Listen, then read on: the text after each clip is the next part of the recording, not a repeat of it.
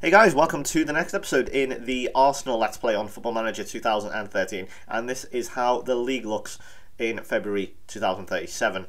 Well, third place, not bad. You'd have to say not bad, although we are 10 points behind Chelsea. But I realised that if you just looked at this league for the first time, you're thinking, whoa, what the hell is going on? And that's basically what I'm doing, because I've not played the game in a while, and I'm just coming back to record this again, and good God, what the hell is going on? Okay, well, the first things first, I guess. Chelsea at the top. You know, obviously, we're used to now seeing Liverpool being at the top because of the whole monopoly that I had there, and, you know, no one really could contest me. Yet, I leave, and the game throws it all back into open again. It's been thrown up in the air, basically. And Chelsea are doing very, very well. Salvatore Sirigu, the manager, who is, of course, the current PSG keeper. I'm pretty sure he's the PSG keeper. I could be wrong, but I apologise if I'm not. Very, very good manager, actually. He's doing a very good job. Obviously helped by the fact that he's got this chap here as the captain. Potentially, I'm not actually, no, he won't be. I was going to say maybe a new Phil Knight. Remember him from FM12? That unbelievably, sickeningly good Chelsea striker who went on to becoming captain and actually used during the international save, which I'm going to be doing. Speaking of which, that will be another series that I'm hopefully going to be doing in the summer. Once, you know, Football Manager does tend to get a bit stale, usually around June, July, August time, you know, because, you know, the new season's come and everything's out of date, sort of. Obviously, I know you can update it, but, you know, everyone's out of date, the kits are out of date, for example, just little things like that. And generally, you know, you've been playing it for a long time, and what I like to do at that point is go for the internationals then, because they're always new, it's fun, it's different, it's something fresh, you know. So internationals will be coming back in the summer, so I just want to make a point of that. I don't know who I'm going yet, but they are coming back. But they have a very good team, Chelsea. Then in second place we have Liverpool. They're actually bouncing back now. Obviously, they didn't have a particularly good season last season. We could call it a transition, I don't know. But they are bounced back and doing quite well. However, obviously, we have games in hand, so do Chelsea. And then this is where things start to get weird. In fourth place, Newcastle. Now, I know Newcastle are I guess a big club. I don't know whether, obviously, you could say that. I've always sort of maintained Newcastle are one of the big clubs of English football. Just through reputation. I don't mean through quality as in now. I'm just talking about reputation. What does the name bring? How much value is in the name? And Newcastle are always in there. But on this, they have been a genuine yo-yo team, as in they've gone to the Championship, then they've come back, stayed around for a bit, come back, go away, come back, and stuff like that. And I don't know, but they have had manager now, Ole Gunnar Solskjaer, who I could bizarrely see actually managing Newcastle for some reason. I know everyone's saying, oh, he's going to go to United, but he's done a good job, and it's mostly down to this chap, Matt Allen, who is one of the top goal scorers in the league, which you'll see shortly. He's been one of the top goal scorers in the league pretty much every season for the last few years. And Tony Perry there's our old goalkeeper, you'll see that. That's a slight spoil, but yeah, I've had to sell him, obviously, because I had two very good goalkeepers, and it's very, very difficult to manage two quality keepers, you know, at the same time. You know, there's only one goalkeeping slot. And then, you can get even weirder, fifth is Charlton Athletic. I don't even know who Tommy Rowe is. Who's he play for currently? In real life. Peterborough. Apparently, if he hasn't, of course, provided he hasn't moved in January. Yeah, maybe he's a good manager. I don't know. Well, he appears to be enjoying its best ever spell of success. Fair play. Fair play to him. I don't know where they've come from, but hey, they're doing a decent job. And then come Man City, and then come Brighton. So the champions are struggling a little bit with Charlie Granger there in the managerial role. Then Brighton, and then Blackburn, Millwall, Swansea rise up the table. Then Villa and West Brom. I think this will be Derek McKinnon's last season. He has been here since 2014. That's insane. Very, very rarely do you see a manager stick around for that. Not just in real life, but on this game especially, because the boards on this are even more mental than they are in real life. It's like, you've lost a game, see you later. I lost one game, yeah, see you later, you know, type of thing. And it's, what's going on? So yeah, this guy is, I suppose you could call the Sir Alex Ferguson of this period. I don't know. And yeah, he's doing very well. This will be his last season, however. He is getting on a bit now. He is 65. Another Scottish manager, so maybe he is. And then, speaking of Sir Alex. What the fuck is going on here? Now, they've always been, at the top, or there or thereabout in top 7, United, but they have flopped, and I can tell you why they flopped this season. You may look at the manager there, Joe Thornton. You're thinking, hang on, that looks familiar. He has been a manager before. But if I just show you the landmarks, they hired Stephen Naismith, who's now the manager of Lincoln, as their new manager after, who was the manager previously? Stephen McGinn. Yeah, look at the amount of managers they've gone through since Ferguson. Well, since Guardiola, to be fair. Look at that. As if they'd sack Solskjaer after not even 6 months. Then Simeone got sacked after just over a year. Heitinger didn't last very long. Well, he lasted just over a year. Deschamps lasted 2 years. Thornton lasted pretty much he also lasted 2 years, and now he's back. Astorre went to Real Madrid. He didn't get sacked. He just left. He probably could have done really well. And then McGinn has currently been sacked. And Naismith really didn't last long. And he is basically the reason why they're doing so poorly, is because he was just terrible. He's just terrible. So they brought back Joe Thornton, and he's obviously in charge of sorting out this mess. And yes, they have won it 6 times, but that's they were for a while better than Liverpool in terms of trophies won and all that. Which incidentally, Ferguson talked about back in the 80s knocking Liverpool off their perch and all that. He didn't necessarily. He's retired now, unsuccessfully doing that, because we are both joined as the top most successful clubs in England, both on 41 trophies. So that's not really knocking us off our perch. You haven't really done that, Ferguson. So yeah, and I know obviously you could say, well, he has, because look at where United were and look at Liverpool were. That's not the point, though. That's not the point I'm trying to make. It's like he was saying, I want to put Man United way ahead of Liverpool. Well, he hasn't. Just a side note on that. Anyway, and then we've got Lincoln, West Ham, Tottenham, Southampton, Crewe, Cardiff, and Wolves. Cardiff slipping there. So that is how the current state of the league. That's how it looks. Let's have a look at the transfers. So it plays out. The first one is Paulinho. I think you may have known he's going. He's 30 now, getting on a bit. I was kind of happy to get £10 million for him. Also, he was a stroppy little bastard and gave in some terrible performances. Tony Perry, unfortunately, something had to give, and I've let the guy go. I realised selling a 26-year-old goalkeeper for £6 million probably wasn't the wisest move, but it was either I have Juan Jose Rodriguez, who's a very good goalkeeper, and and obviously he's a good goalkeeper as well. It's virtually impossible to keep 2 goalkeepers rotated and very happy at the same time. It's very, very difficult to do. So I ended up just getting rid of them. I had to just get rid of them. I was like, it's either wait to see who breaks first. Is it you or is it him? Whatever. And he broke first, so sort of let him go. Kazamali, he has also gone for £250,000. He's getting on a base 33. I couldn't give him first team football, so managed to get £250,000 out of him. Not bad, I suppose, for 10 years service or however long he was here. The next one, Anthony Power's gone. Added nothing to the team. He's a bit, and I know he's 3.5 star, but honestly, he added nothing to the team. Yeah, he's a bit quick. He's got decent stats here, but honestly, he's a defensive midfielder. Don't need them at the moment. And generally, he just, as I say, did not add anything to the team. I don't know what he did. He's like Lucas. What does he do? That's kind of what he's a good player. Yeah, he's a good player. Got talent. Doesn't do anything. He's ineffective in the game. Alan McDermott, he's gone to Celtic.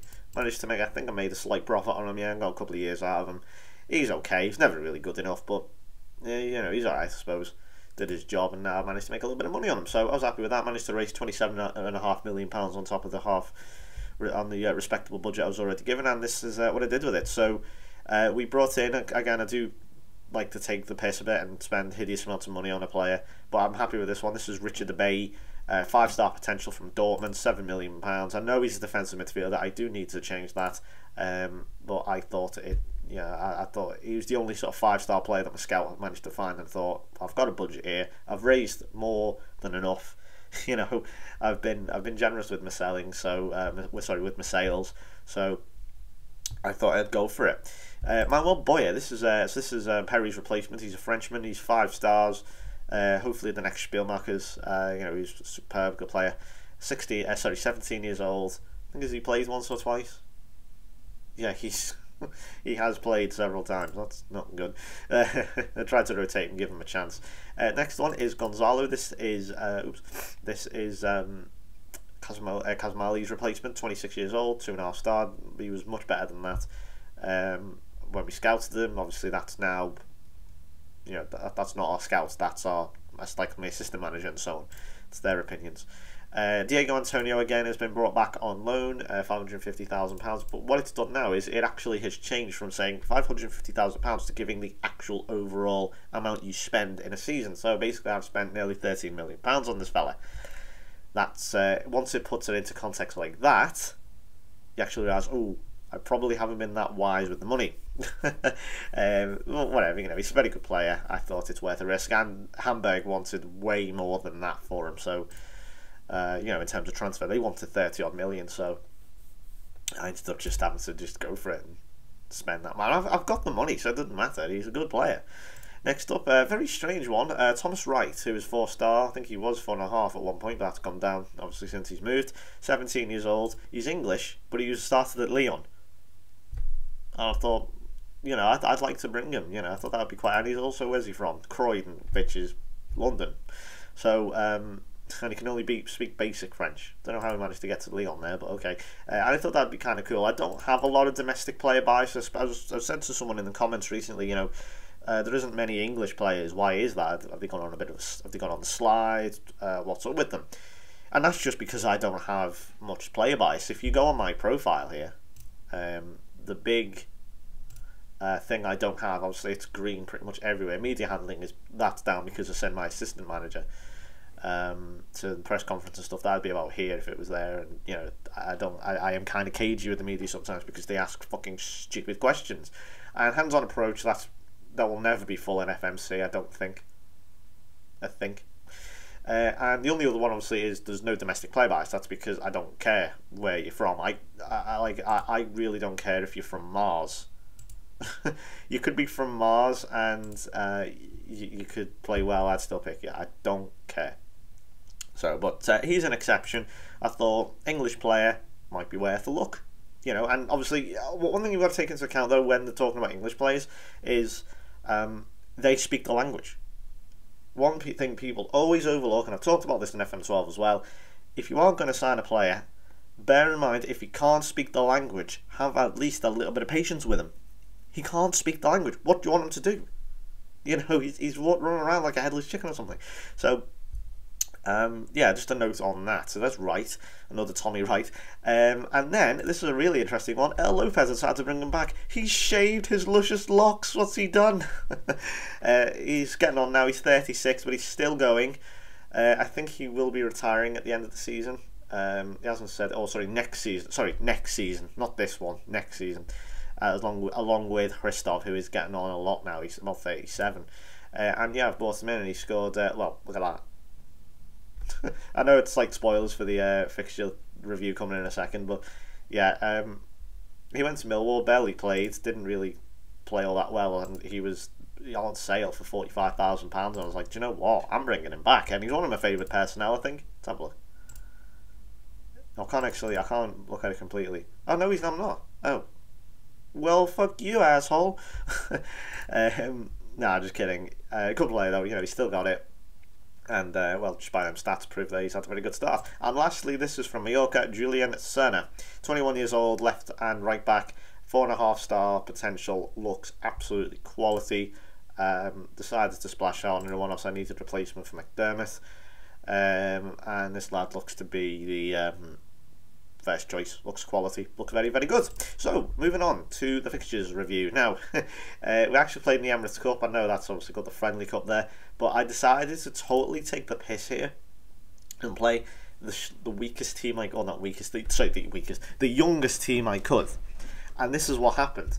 We ended up, so we had Boyer in goal. There's Fratton. I'll show you all the players. Look for some of these players in a few years. If we're in the future, and I'm still at Arsenal, and and all these players come really good, and in like say it's like August time, and all these players are old now. And we look back and it's like, oh, this was the first time they all played together, or something like that. I bet it won't now. I bet I've jinxed it. But yeah, there's Fraternali. There's Alistair Corley. He's 16. Who have we got here? Well, I'm not going to click on the profiles because it keeps resetting it. So we've got Frankie McGowan, Ronnie Thomas, we've seen him before. Dean Saunders, yes, that is Dean Saunders. Musa Faki, or Faki, I don't know how you say that. Aidan Downs, Alvaro, Jim King, and Lawson Harris. So that is the youngest team, and in fairness, they drew 0-0 with Augsburg, so that's not bad. Unfortunately, they lost on the penalty shootout.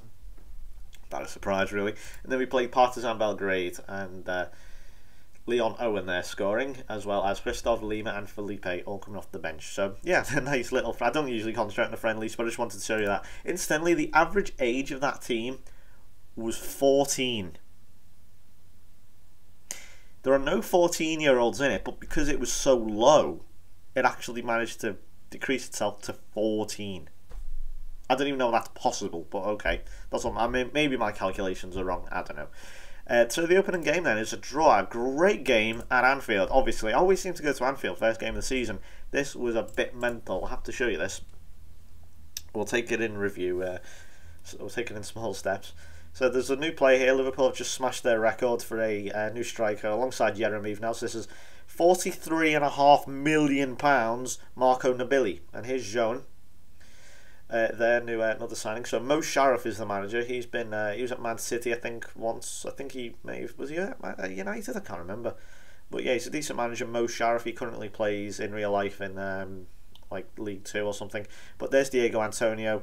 Not really a debut goal, but you know, I guess if you want to say there's, you know, he's back as an Arsenal player. You know, technically a debut goal for him. I think he got a debut goal last season as well. So he likes the first day of the season clearly. But no, I think that kind of shows you how good a player he actually is. And then bang, Van der Bult. So I just praised Till Spielmarkers there, and he went and actually did that. So that's 2-0. You're thinking, okay, how the hell did it end up at 3-3? Well, you'll see in a moment. There's Vadim Glukov still going. He incidentally this is his last season as captain. He will still continue to play, but obviously he's going to be a bit part player after this season. And Antonio got injured there. So Kemp will have taken over as the new captain for Liverpool, if you're all wondering. That will be happening next season. But yeah, I was pissed off with this. Diego Antonio was stayed down and all that, and Nabili there after the second attempt scored. So I just want to point out there, Yeremiev number 9 and Nabili number 10. That is £83.5 million worth of striker. That is just pathetic. But he's a good player, this Nabili, and there's Kemp, and Dioke Tamwi actually put them in front. That's 3-2. I was so annoyed. We just basically threw it all away. All that hard work. But thankfully, we managed to salvage a point right at the end. 80, just approaching the 90th minute. Van der Bult turns Glukov, finds Urena, the vice captain, the captain, and slots it away for 3-3. So a just explosive opening for the opening game of the season. And first home game of the season was a 5-0 victory over Cardiff, with Pedro Lima scoring 2, Felipe, Christoph scoring, and Pai Sunday off the bench to get his goal. And then another draw, another away draw, 2-2. Andre Christoph scoring to get us a point. Unfortunately, yeah, this happened. I'll go over this in a sec once it loads.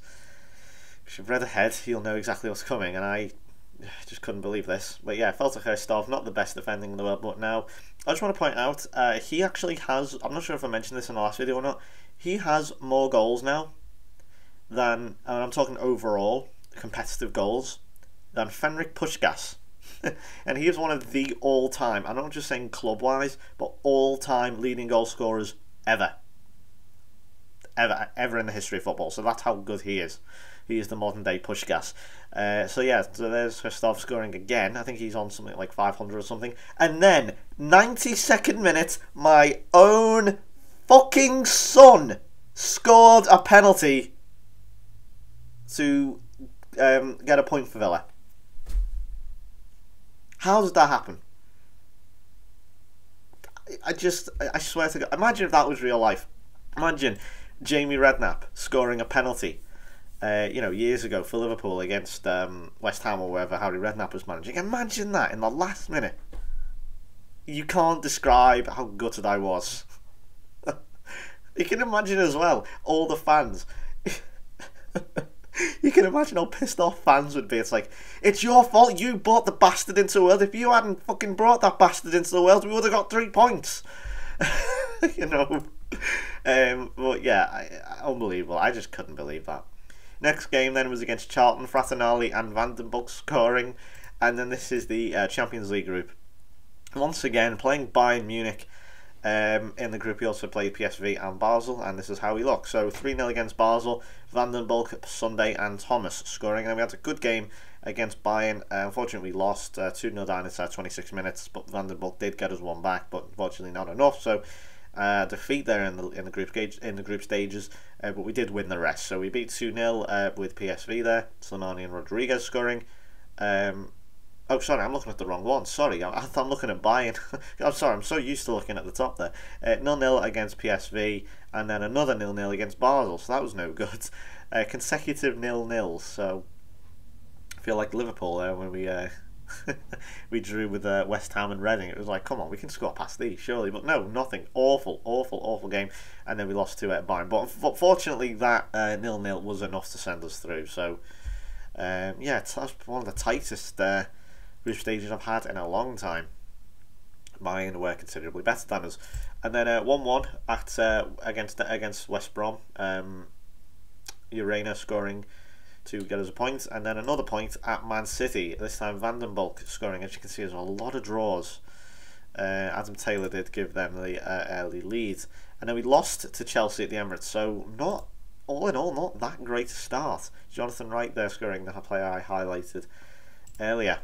I should point out we beat Huddersfield 2-1. That was my fault. Sorry, I totally missed that result. 2-1 against Huddersfield. Jamie King and Bashir Ali. So a young player, a young team there. Manuel Boyer, his first competitive game, I think, and a victory. So fair enough. Where were we? And then but we bounced back though. After that, we hadn't won in the league incidentally since the Charlton game. So that was a good month before we won again. Islay and Vandenbulk gave us the victory here. And then a good game against Newcastle at St James's Park, 5-2. Vandenbulk with a hat-trick, and Diego Antonio with the other goals. Matt Allen obviously scoring. He is insane on this, and that was literally an 8-minute hat-trick. In fact, I'm not going to show you actually because it takes forever to load. Then we played Charlton once again, this time in the Capital One Cup with Christoph and Sebastian Moritz scoring. I want to show you these goals. In fact, I'll just show you the Moritz goal because this is quality. Unfortunately, we did lose the 2-goal lead, but we did eventually bring it back through the penalty shootout. But I just want to show you this. As you can see, no one missed, which is good. So Lima, Roda, Thomas Abreu and Moritz all scoring, and Goddard missing for Charlton. So it was I thought we were going to throw this one away, but look at this for a goal. This is 18-year-old Austrian Sebastian Moritz. What a goal that is, son. Beautiful. So that's 2-0, and I was thinking, yep, game over already. We're going through, and served me right for thinking that. And then 2-2 against Brighton. So Vandenbulk and Atek Velioglu scoring to get us a point there against Brighton. Not the greatest result, though. Too many draws. 4-0 against Crewe. Vandenbulk scoring 2 with Urena and Sunday scoring there.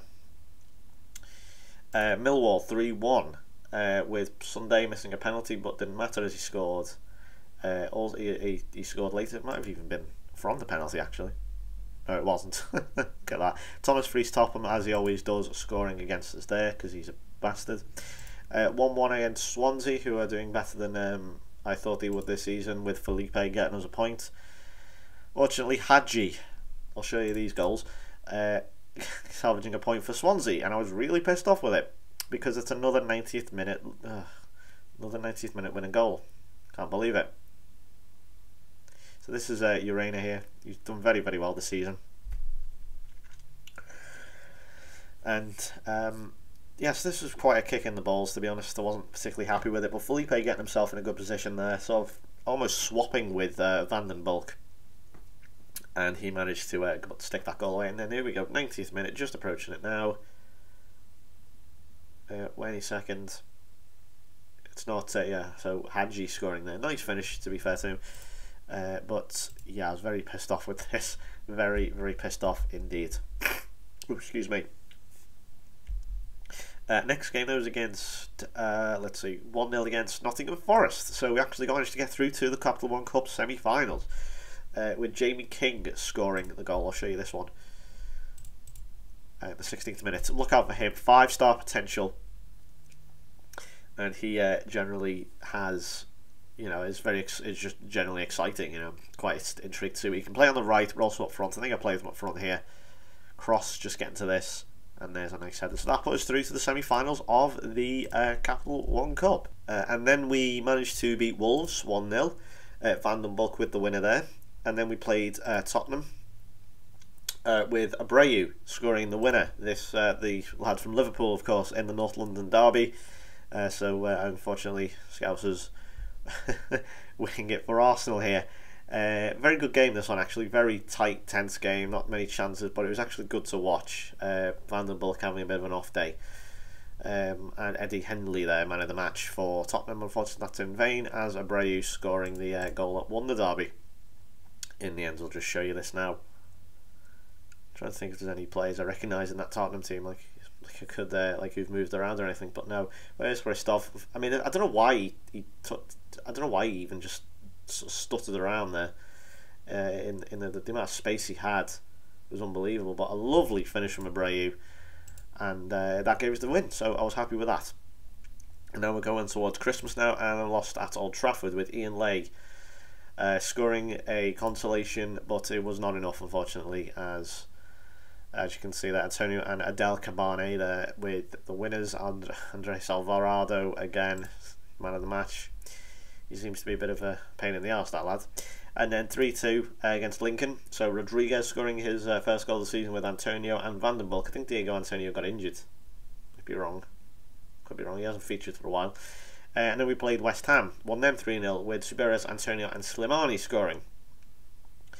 And then all the games really came thick and fast here. And then I had to give Yujin Cheng a chance here because he was moaning at me because he wanted first team football. And he scored 2, to be fair to him. Ian Legge also chipping in, and that's 3-2 over Southampton. And then 3-0 against Liverpool at the Emirates. Van den Bulk scoring a hat-trick. I'll show you this now. Felipe got himself sent off stupidly, but if anything, that spurred Van den Bulk on. I don't know how he did this, but I think this is proof that when he tries, he is world class.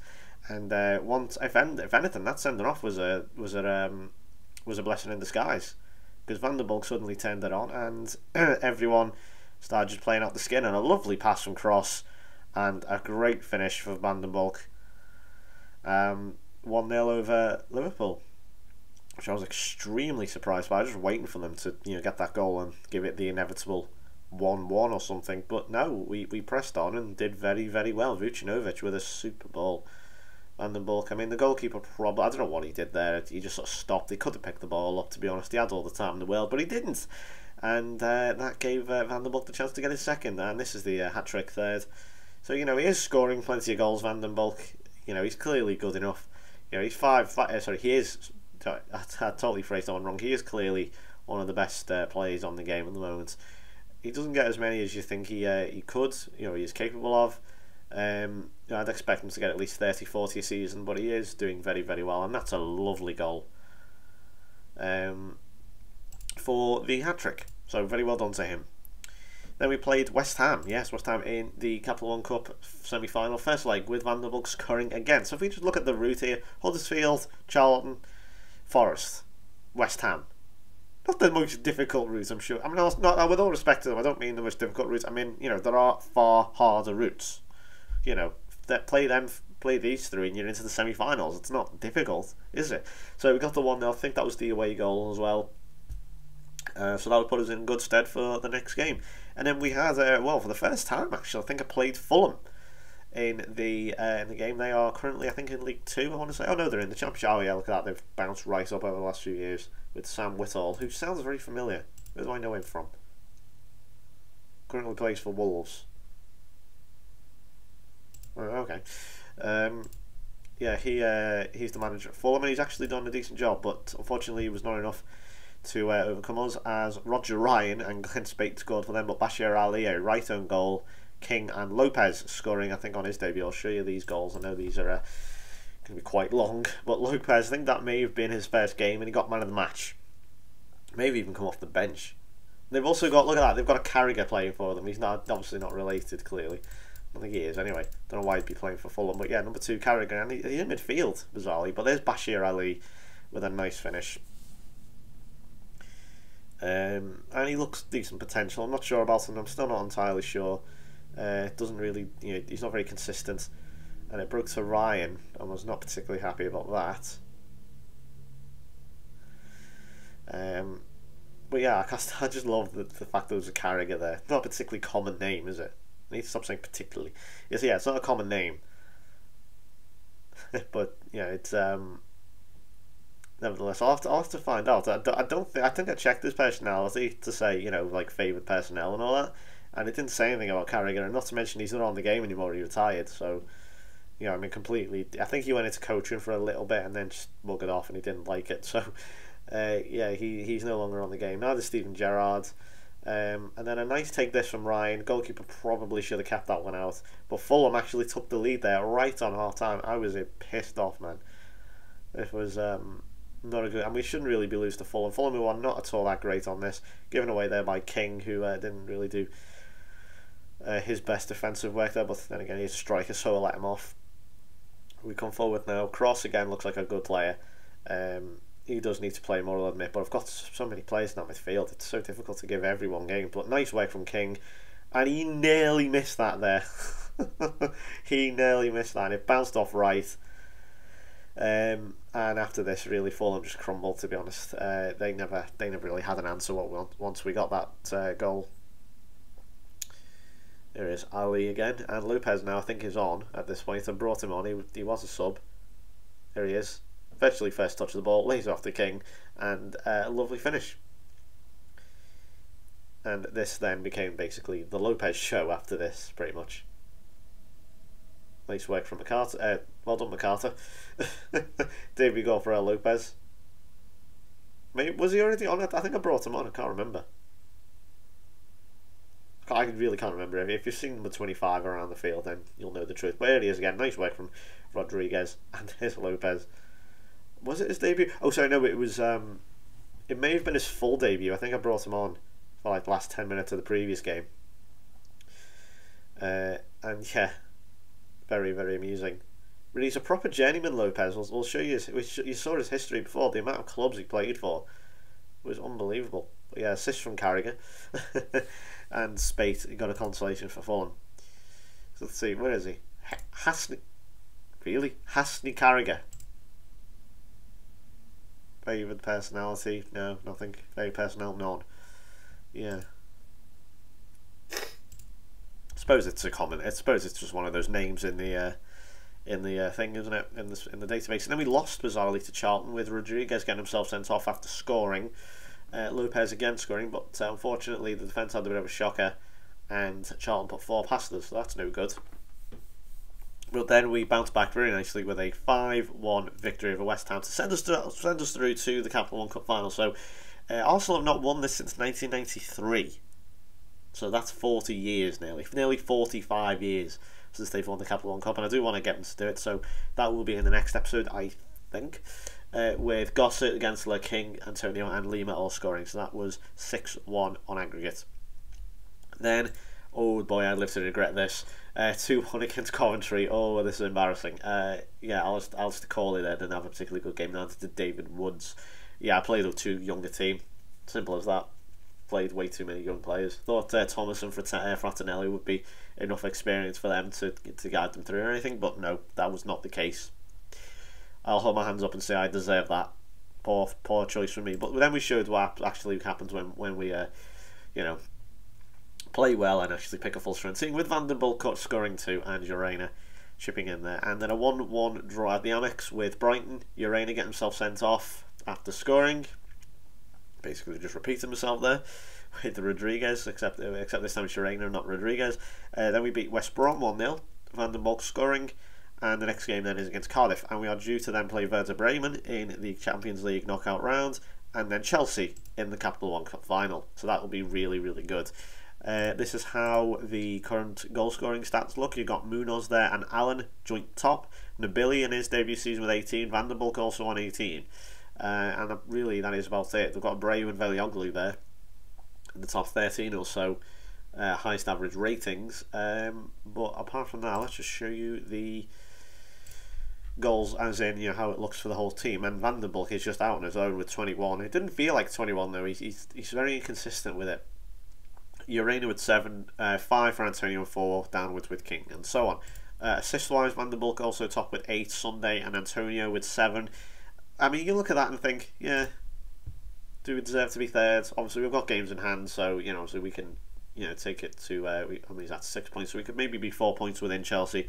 We'll just have to see how things go at the end of the season. So it's very evenly poised at the moment. Van der Bulk is carrying us a little bit, but he does have a lot of good supply around him, even if they are not the ones banging in the goals. I just want to point out, Manchester United are not. I mean, I know it's okay. Yeah, they are just easing away now, but for a time, they look relegation threatened.